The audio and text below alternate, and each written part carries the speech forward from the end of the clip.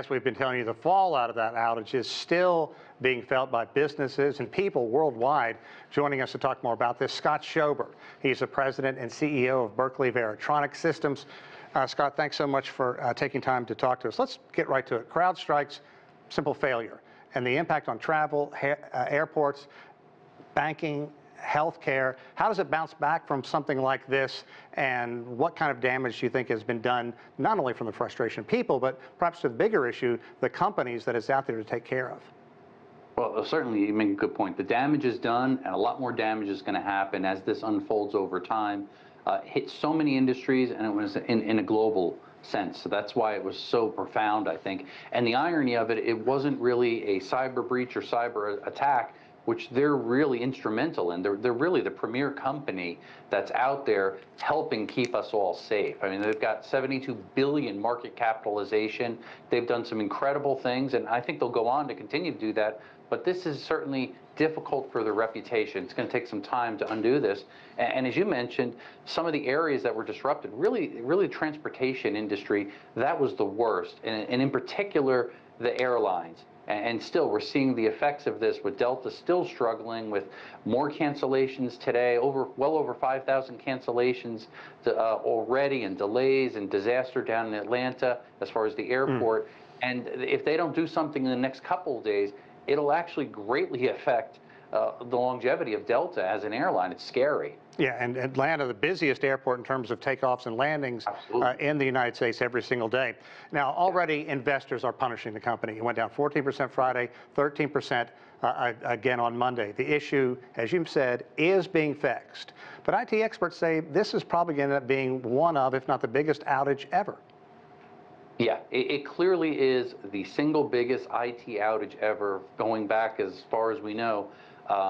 And I think the scarier part for me is what possibly could happen. It's not a cyber incident now. However, that being said, all the cyber criminals are looking at this saying, here is an opportunity, sending out phishing attacks, social engineering, fooling people on the phone, trying to get credentials, pretending they're CrowdStrike employees, saying, hey, I know your bank has had problems, we're here to help you, making up a story. And again, they're trying to garnish personal information so they can get into different networks and cause further havoc. And that's a real concern. Even the CEO of CrowdStrike said, please be careful. There's a lot of phishing attacks, a lot of redirects to different malicious websites.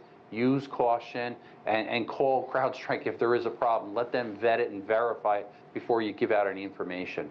Yeah, that's some good information there. You talked about cyber criminals. Let's look at the residual delays and the cancellations, the fallout for this company, and what firms are doing now to shore up plans for the future in case something like this happens down the road. Because as you mentioned, I don't care what kind of gold standard you are as a company. Once you're tarnished, it sticks with you. Yeah, and that's a brilliant point. And I think companies that are hearing this need to really think about what's plan B. Because if and when this happens again in the future, if there's another big IT outage, what's your plan? You have to have a contingency plan so you can go to your backup data, so you can go to pen and paper, so you could, get boarding passes for people so they could still fly, so you could still cut checks if you're a bank and other things like that. Right now, all of us are too dependent upon this digital economy that we're in. And when everything's digital and one major problem or glitch happens like this, it turns into a major disaster. So having a plan B, how do you continue your business functioning and staying safe, is really important. So I think a lot of companies have to back up and do their homework now in case this happens again. Scott, we haven't talked about Windows, Microsoft's role in all of this. What impact does it have on Microsoft's brand, and what, if any, role does Microsoft have in this? Well, certainly there's some culpability here with Microsoft, obviously, because they're a close partner with CrowdStrike. Unfortunately, I hate to say this, many people are kind of complacent because we're used to the Windows blue screen of death over the years with updates and problems and patches. We kind of grown used to it.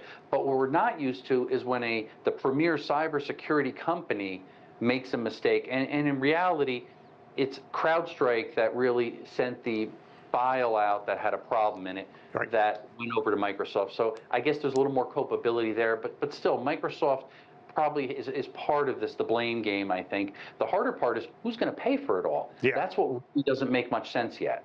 Okay, you talked about some of the biggest takeaways in all of this.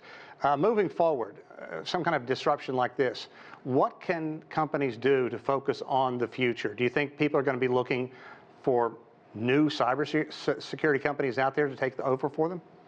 Yeah, that's a good point. Again, CrowdStrike is about the biggest, but there are a half dozen other companies that are vying for that position, and I think that's what you're going to start seeing. The Trend Micros of the world and other large organizations are going to be saying, "Hey, look at us here. We can keep you safer, more secure, more reliable." So these companies are going to be jockeying for position there to take away some of the business, and maybe it won't be existing customers that will abandon, but more likely new customers. Right. They're going to look at this and say, I better think twice and look at the competition before I sign up with CrowdStrike.